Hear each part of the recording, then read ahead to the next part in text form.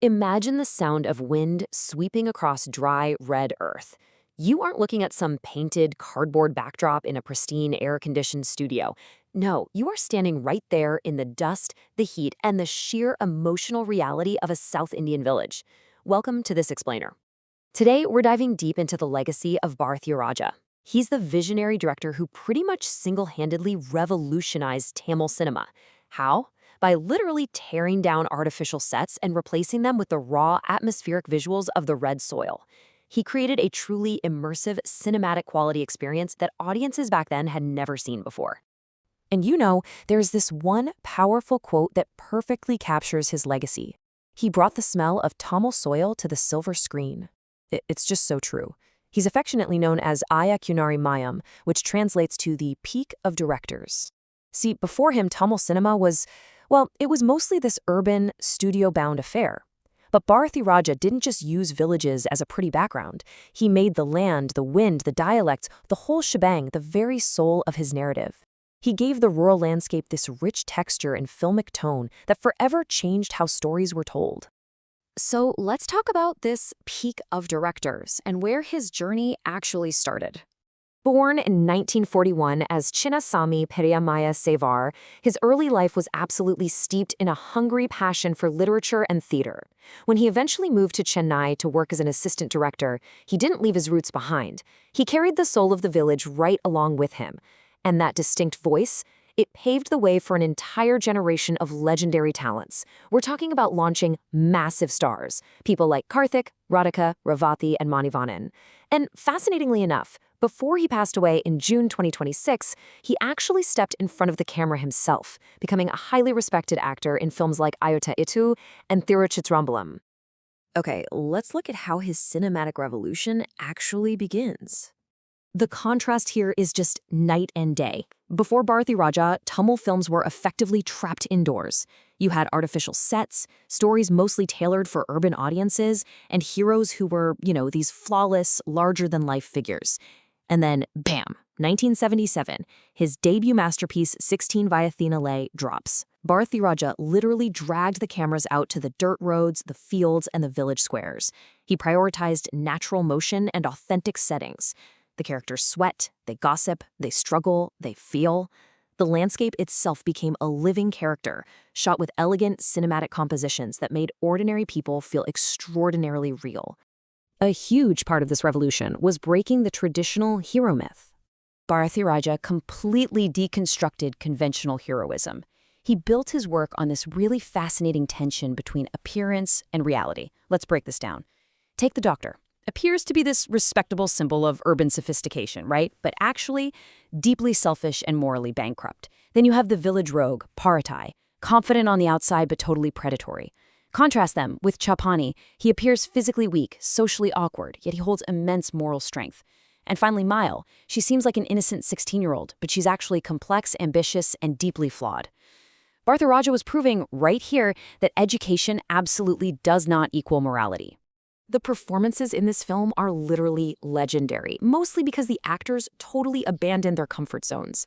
Kamal Haasan threw away all that conventional handsomeness to play Chapani, a poor, physically awkward outcast whose only real wealth is his selfless humanity. Rajinikanth played Paratai, a villain who never even seeks redemption. His toxic charisma and that iconic line, Idiopidirko, or how is this? It became an absolute cultural phenomenon.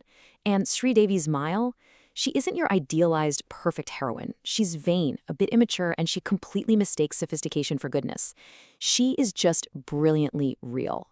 And because Bharathiraja was so committed to this raw realism, the ending of the film completely rejects fantasy.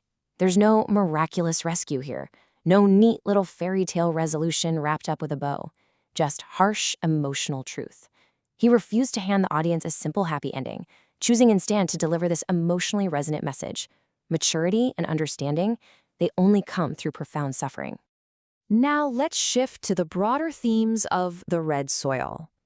Here's the thing. Bharathiraja absolutely refused to romanticize rural life. It would have been so easy to just shoot beautiful, scenic villages and call it a day. Instead, he exposed the dark truths hidden right beneath those picturesque landscapes: the cruelty, the rigid social hierarchies, the exploitation, and the intense vulnerability of women in deeply patriarchal systems. Out of this unvarnished reality emerged the music. The iconic composer Ilayaraja didn't just slap on some background tracks. He wove a soundtrack of folk and classical influences that emerged organically from the environment. It wasn't theatrical at all. It was literally the cultural heartbeat of the land, perfectly balanced with the ambient realism of the village. Following that debut, Hina unleashed this incredible wave of highly cinematic, deeply meaningful films. Let's look at the timeline. In 1981, Alega Oivitsalai boldly tackled love across religious boundaries. Then, 1985 gave us Mudhal Mariyathai, which a lot of people consider his absolute masterpiece. It's this profound look at human dignity and an unspoken, non-romantic love. He pushed boundaries even further in 1987 with Vedampurithu, a blistering critique of caste discrimination, and in 1994 with Karuthama, an unflinching drama about female infanticide. Every single film was just a brave, bold exploration of human truth. What's truly amazing is how all of this connects to the ancient echoes of Sangam literature. If you're not familiar, Sangam literature is the classical Tamil poetry of antiquity. It's famous for portraying the lives of ordinary people with staggering emotional depth. But its defining characteristic, the thing that really sets it apart, is how it uses the natural landscape to mirror the inner emotional states of the characters. Mountains, forests, farmlands, they all reflect human feelings. It's a tradition spanning over 2,000 years, rooted in human dignity, unspoken affection, and a deep connection to nature. And this is exactly what makes Bharathiraja's work so timeless. While the ancient Sangam poets used words to make the landscape reflect emotion, Bharathiraja used the cinematic lens. He turned dry fields, sudden rainstorms, winding dirt paths, and village rivers into visual extensions of his characters' joy, grief, and longing. He ensured every visual element supported a cohesive, emotionally engaging narrative. He wasn't just a modern film director, you know? He was a deeply rooted storyteller carrying a 2,000-year-old tradition right into the visual medium. So it's really no surprise we view him today as a true architect of modern cinema.